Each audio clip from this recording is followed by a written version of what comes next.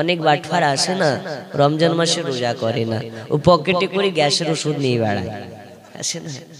ওকে জিজ্ঞেস করা হচ্ছে, ভাই রোজা আসো? ও ডাইরেক্টলি বলতে পারে না, পকেট থেকে গ্যাসের ওষুধ বার করে দেখায়।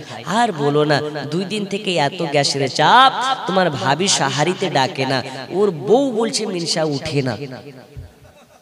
কথা বুঝেন না? ও সকালবেলায় বাকনির চেয়েও গ্যাস হয়েছে।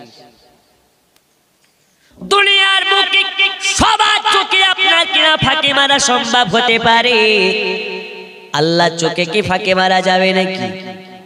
এ যাবে? আমরা নবীর পাগল দিওয়ানা, হুজুর নামাজ রোজা কিছুই লাগে না, কিন্তু আমরা নবীর দিওয়ানা। বছরে একবার জলসা দিয়ে 10 বিঘা জমি মিলে মেলা বসায়, আর 1 বিঘা জমি মিলে ওয়াজের প্যান্ডেল করি, প্যান্ডেল ফাঁকা, মেলাতে এত জায়গা যে গোটা জায়গা ভিড় হয়ে গেছে, দাঁড়ানোর মতন 1 ইঞ্চি জায়গা নেই।